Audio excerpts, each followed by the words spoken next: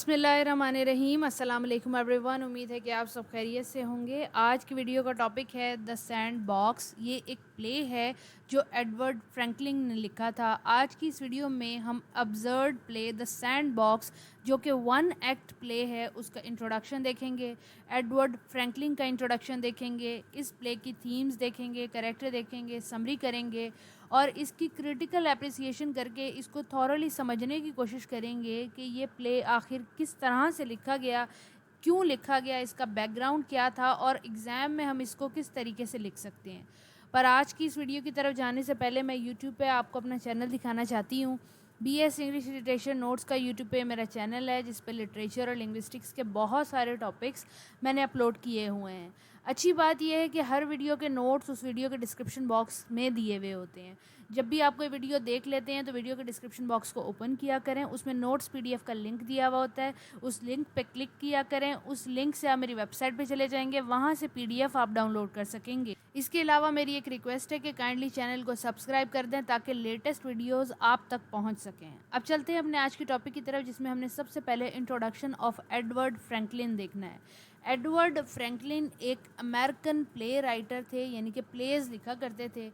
इनके बहुत ज़्यादा मशहूर वर्क जो हैं उनका नाम है the zoo story, the sand box, whose afraid of Virginia Woolf, a delegate balance and 3 toll women. ये पैदा हुए 1928 यूनाइटेड स्टेट के अंदर और इनकी डेथ हुई 2016 यूनाइटेड स्टेट के अंदर। इनका पूरा नाम था एडवर्ड फ्रैंकलिन LB3। ये इनका कंप्लीट नेम है और इनको जो अवार्ड्स मिले इनके वर्क की वजह से, Tony award for best play, Pulitzer prize for drama, ये इनके अवार्ड्स हैं।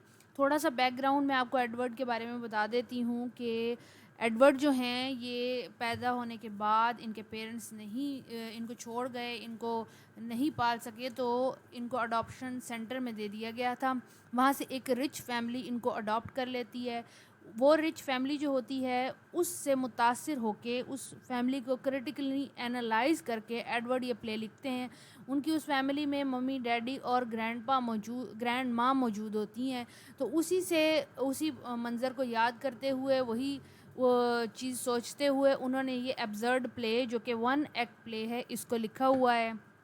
अगर हम इस प्ले की बात करें द सैंड बॉक्स, तो ये 15 मिनट का प्ले है, यानी कि जब आप स्टेज पे थिएटर में इसको परफॉर्म कराते हैं तो कुल 15 मिनट लगते हैं। वन एक्ट है, यानी कि सिंगल टाइम सेटिंग है, कोई चीज़ चेंज नहीं होती, कोई सेटिंग चेंज नहीं होगी और टाइम भी चेंज नहीं होगा।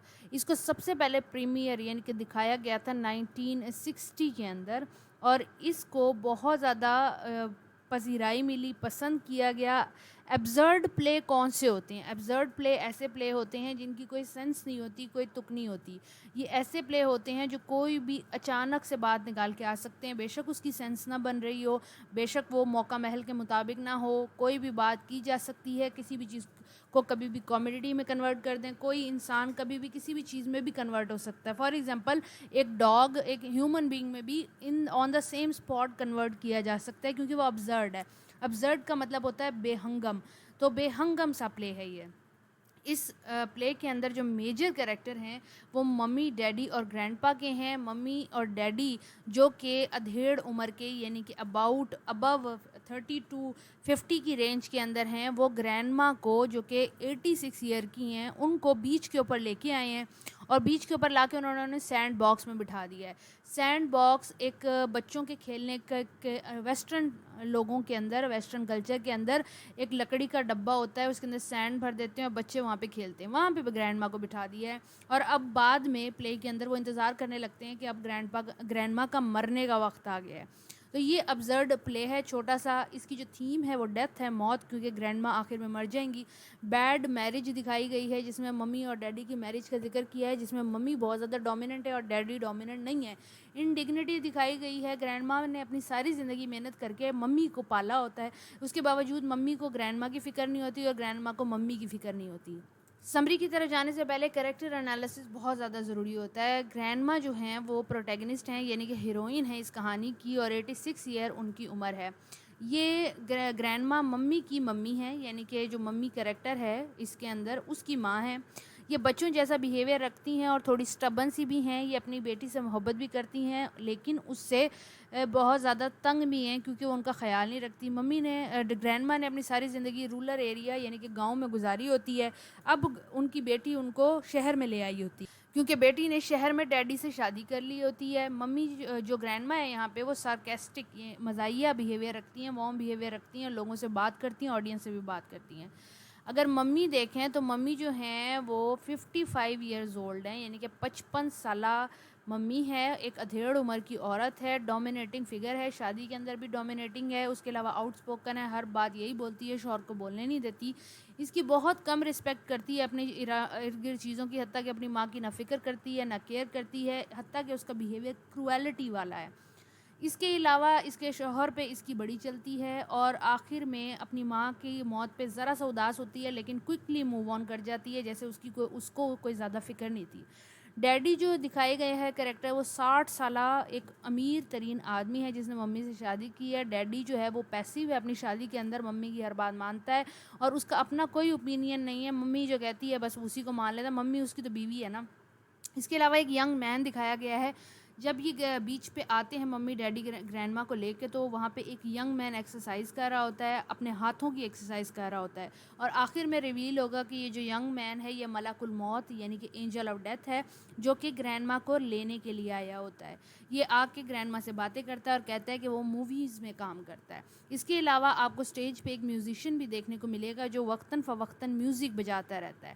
اب یہ اسٹیج پہ آپ کو منظر ہے کہ اس طرح کا اسٹیج دکھایا ہے یعنی کہ بیچ آپ تصور کریں, یہاں پہ سمندر ہے, یہاں پہ ریت پڑی ہے, اس کے اندر یہ ایسا ڈبہ ہے اس ڈبے کے اندر سینڈ ہوتی ہے, اس کو سینڈ باکس کہتے ہیں. اب یہ بندہ وہ ہے جو ایکسرسائز کر رہا ہے, یہ ہینڈسم ہے, ہاتھوں کی ایکسرسائز کر رہا ہے. بیچ پہ یہ ممی بیٹھی ہے, یہ ڈیڈی بیٹھا ہے اور یہ ساتھ میوزیشین ہے جو وقتاً فوقتاً میوزک بجائے گا. گرینڈ ماں اس کو کئی دفعہ خاموش ہونے کا کہتی ہے اور ممی کئی دفعہ اس کو میوزک بجانے کا کہتی ہے. ممی ایک روڈ خاتون ہے اپنی ماں سے بھی, اور گرینڈ ماں جو ہے وہ آڈینس سے بھی بات کرے گی اور اس ینگ مین سے بھی بات کرے گی. اب پلے کی سمری کی طرف چلتے ہیں. اسٹیج دکھایا جاتا ہے اور اسٹیج جو سیٹ کیا گیا ہے وہ بیچ پہ ہی یعنی کہ ساحل سمندر پہ دن کی روشنی میں ڈے ٹائم میں سیٹ کیا گیا ہے. پلے جیسے ہی اسٹارٹ ہوتا ہے ایک مسکولر آدمی یعنی کہ ایک جوان آدمی جس کے مسلز ہیں وہ ایکسرسائز کر رہا ہوتا ہے, آرمز کی ایکسرسائز کر رہا ہوتا ہے, اپنے ہاتھ ہلا رہا ہوتا ہے اور اسی کے پاس ایک سینڈ باکس بیچ پہ پڑا ہوتا ہے, لکڑی کا ڈبہ جس کے اندر سینڈ موجود ہوتی ہے. بچوں کو اس میں رکھا جاتا ہے, انگریز رکھتے ہیں تاکہ ان کے بچے سینڈ سے کھیل سکیں, ادھر ادھر نہ جا سکیں.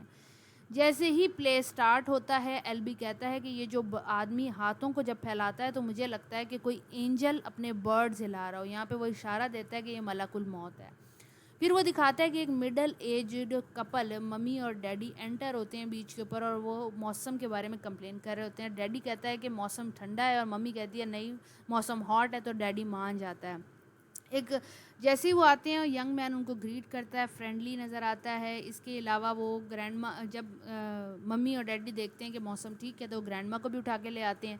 ممی جاتے ہوئے گرینڈ ماں کو لینے جا رہی ہوتی ہے تو کہتی ہے میوزیشین سے کہ میں ابھی تھوڑی دیر میں اسٹیج پہ واپس آ رہی ہوں, تم میوزک بجانا شروع کر دو. ممی اور ڈیڈی جو ہیں وہ گرینڈ ماں کو گھسیٹتے ہوئے ڈریگ کرتے ہوئے گود میں اٹھا کے کندھوں سے اس کو کبھی ڈریگ کرتے ہیں, کبھی ایلبو سے پکڑتے ہیں, اس کو لے کے آتے ہیں اور آ کے سینڈ باکس میں ڈال دیتے ہیں. جو گرینڈ ماں ہے وہ ریزسٹ کر رہی ہوتی ہے, بچوں کی تریٹ کر رہی ہوتی ہے, حتیٰ کہ وہ اپنی بیٹی سے کے اوپر ریت بھی پھینک رہی ہوتی ہے کہ میں نے یہاں پہ نہیں بیٹھنا, میں ادھیڑ عمر کی ایک فارم کی عورت ہوں, تو مجھے یہاں شہر میں لا کے مٹی پہ رکھنے کا کیا مقصد ہے. پلے کی ساری جو چیزیں ہیں جیسے کہ ممی ڈیڈی گرینڈ پا میوزیشین اور وہ جو مسل والا بندہ ہے وہ سارے آڈینس کی طرف فیس کیے ہوئے ہیں کیونکہ انہوں نے آڈینس سے کمیونیکیٹ کرنا. گرینڈ ماں بہت زیادہ انوائے ہو چکی ہے, وہ ممی کی طرف پتھر پھینکتی ہے, سینڈ پھینکتی ہے, جس پہ ممی اور ڈیڈی اس سے کولڈلی بیہیو کرتے ہیں. اس کو کہتے ہیں کہ یہ تو بہت بوجھ بنی ہوئی ہے, اب گرینڈ ماں کا خیال رکھنا بہت بوجھ بن گیا ہم پہ. گرینڈ ماں تھوڑی دیر احتجاج کرنے کے بعد ینگ مین سے بات کرنا شروع کر دیتی ہے, اس کا نام پوچھتی ہے, وہ کیا کرتا ہے وہ پوچھتی ہے, وہ بتاتا ہے کہ وہ بھی ہنسی خوشی جواب دے رہا ہوتا ہے کہ وہ ایکٹر ہے, وہ ایکسرسائز کر رہا ہے, اس طرح کی باتیں ہوتی ہیں. اس کے بعد گرینڈ ماں جب اس سے بات ختم کر لیتی ہے تو وہ آڈینس سے بات کرنے لگ جاتی ہے. وہ اپنے بارے میں بتانے لگتی ہے کہ میری جو یہ بیٹی ہے بھینس جیسی, یہ بہت زیادہ میں نے اس کا خیال رکھا جب ہم گاؤں میں تھے. میرے شوہر میں نے 17 سال میں شادی کر لی تھی، 30 سال میں میرا شوہر مر گیا تھا، اس کے بعد میں نے اس موٹی بھینس کو اکیلے پالا ہے، اور اب یہ اتنی روڈ ہے، اس نے شہر میں آ کے ڈیڈی سے شادی کر لی ہے اور مجھے مکمل طریقے سے بھول گئی ہے۔ ڈیڈی جو ہے وہ رچ ہے تو یہ اس کے ساتھ رہنا چاہتی ہے، مجھے اپنے ساتھ فارم سے گھسیٹ کے شہر کی لائف میں لے آئی ہے، اور کیا کام بنتا ہے اس کا مجھے یہاں پہ لے آنے کا۔ یہاں پہ لا کے اس نے مجھے صرف اسٹوو کے نیچے ایک تھوڑی سی اسپیس دیا رہنے کے لیے، ایک آرمی کا بلینکٹ دیا اور ایک میری اپنی پلیٹ ہے جس میں میں کھانا کھاتی ہوں۔ اسی دوران میوزیشین میوزک بجا رہا ہوتا ہے، جسے گرینڈ ماں غصے ہو کے کہتی ہے کہ او بھائی تو چپ کر، اسٹاپ کر پلینگ اپنی، کیونکہ میں بات کر رہی ہوں آڈینس سے اور میں بات کرتے ہوئے ڈسٹرب ہو رہی ہوں، جس پہ میوزیشین رک جاتا ہے، لیکن ممی اس کو پھر کہتی ہے کہ دوبارہ بجاؤ، دوبارہ بجانے لگ جاتا ہے۔ اچانک سے موسم چینج ہوتا ہے، رات کا ٹائم دکھایا جاتا ہے کہ رات کا ٹائم ہو گیا اور بہت زیادہ آوازیں آنے لگ جاتی ہیں، آوازیں شور شرابے کی ہوتی ہیں، ایسے جیسے طوفان کی ہوں۔ ممی ڈیڈی جو ہیں انہیں پتہ ہے کہ یہ طوفان نہیں آ رہا، یہ آوازیں کسی اور چیز کی ہیں، تو وہ یہ تخمینہ خود ہی سوچ لیتے ہیں کہ یہ آوازیں جو ہیں یہ ملک الموت کی ہیں، جو کہ گرینڈ ماں کو لینے کے لیے آیا ہے۔ یہ ساری باتیں وہ اونچی اونچی کر رہے ہوتے ہیں، جس پہ ممی جو ہے وہ تھوڑی دیر کے لیے غمزدہ ہوتی ہے، لیکن وہ پھر موو آن کر جاتی ہے، کہتی ہے کہ اب تو گرینڈ ماں بہت زیادہ بوڑھی ہو گئی ہیں، ان کا واقعی جانے کا ٹائم آ گیا ہے۔ اور ڈیڈی جو ہے وہ گرینڈ ماں کو کمپلیمنٹ کر رہے ہوتے ہیں کہ وہ کتنی بہادری سے اس سچویشن کا سامنا کر رہی ہے۔ گرینڈ ماں یہ ساری باتیں سن رہی ہوتی ہے اور ان کو لعنت ملامت کر رہی ہوتی ہے کہ میں تو ابھی زندہ ہوں اور یہ کس طریقے سے مجھے مارنے کی باتیں کر رہے ہیں، جس پہ وہ غصے بھی ہو رہی ہوتی ہے، انوئے بھی ہو رہی ہوتی ہے، لیکن اسے پتہ ہوتا ہے کہ اس کی بیٹی اور اس کا داماد یہی چاہ رہے ہیں۔ کہ دکھایا جاتا ہے کہ گرینڈ ماں جو ہے سینڈ باکس میں سیدھی ہو کے لیٹ جاتی ہے اور موو نہیں کر رہی ہوتی، نہ بول رہی ہوتی ہے، نہ کچھ کر رہی ہوتی ہے۔ ممی اور ڈیڈی جو ہیں وہ کوئکلی سمجھ جاتے ہیں کہ اب یہ مر چکی ہے، وہ تھوڑی دیر افسوس کرتے ہیں، لیکن اگین وہ موو آن کر جاتے ہیں۔ وہ کہتے ہیں کہ لائف کو ہمیں آگے دیکھنا چاہیے، فیوچر کی طرف دیکھنا چاہیے۔ گرینڈ ماں بھی ریئلائز اب گرینڈ ماں کو ہونے لگ جاتا ہے کہ وہ اگر موو نہیں کر پا رہی تو یہ واقعی اس کی مرنے کا ٹائم تو نہیں آ گیا، کہ اچانک سے جو ینگ مین جس سے وہ باتیں کر رہی ہوتی ہے وہ آتا ہے اور اس کے ماتھے کے اوپر کس کرتا ہے، جس سے اسے پتہ لگتا ہے کہ یہ جو بندہ جس سے میں چٹ چاٹ کر رہی تھی یہ کوئی عام بندہ نہیں ہے، بلکہ یہ موت کا فرشتہ ہے اور یہ واقعی مجھے لینے کے لیے آیا ہے۔ جب وہ ینگ مین گرینڈ ماں کے ماتھے پہ کس کرتا ہے تو اسے کہتا ہے I am come for you, یعنی کہ میں تمہارے لیے آیا ہوں۔ اب گرینڈ ماں بھی سمجھ چکی ہے کہ یہ موت کا فرشتہ ہے۔ گرینڈ ماں جو ہے اس کو وارملی ایکسیپٹ کرتی ہے اور اس کو کمپلیمنٹ کرتی ہے کہ تم بہت زیادہ اچھے ہو، تمہاری آئیز بہت برائٹ ہیں، تمہاری اسمائل بہت اچھی ہے۔ Musician again music, sad music play کرنے لگ جاتا ہے بیک گراؤنڈ کے اندر، اور اسی طرح یہ ابزرڈ پلے ختم ہو جاتا ہے، یعنی کہ گرینڈ ماں مر جاتی ہے۔ اب ایلبی جو ہے جو کہ ایڈورڈ ایلبنگ ہیں، وہ اس پلے کے اندر اپنی گرینڈ مدر کے بارے میں جو انہوں نے دیکھا وہ بیان کرنا چاہتے ہیں۔ تھوڑا اس سے ملتا جلتا یہاں پہ وہ کانسیپٹ یہ بتانا چاہتے ہیں کہ جب ہمارے بزرگ بوڑھے ہو جاتے ہیں تو ویسٹرن کلچر کے اندر ان کی کوئی عزت، اوقات اور اہمیت نہیں رہتی۔ ہمارے جب بزرگ ہوتے ہیں ہم ان کو اہمیت نہیں دیتے، بلکہ ہم ان کے مرنے کا انتظار کرتے ہیں، وہ مرتے ہیں ہم تھوڑا افسوس کرتے ہیں، لیکن وہ اسٹل موو آن بیکاز ہم ٹو مٹیریلسٹک ہیں۔ بہت سارے کرٹکس نے سینڈ باکس کو پڑھنے کے بعد بہت زیادہ تعریفیں بھی کی، اور ایلبی خود کہتے تھے کہ میرا سب سے بڑا جو کام ہے وہ یہ سینڈ باکس ہے۔ امید ہے کہ یہ شارٹ پلے آپ کو سمجھ آ گیا ہوگا۔ اگر ویڈیو آپ کو سمجھ آتی ہے تو کائنڈلی لائک کر دیں، چینل کو سبسکرائب کر لیں تاکہ آپ کو لیٹسٹ ویڈیوز مل سکیں۔ اگلی ویڈیو تک کے لیے اپنا خیال رکھنا ہے۔ اللہ حافظ۔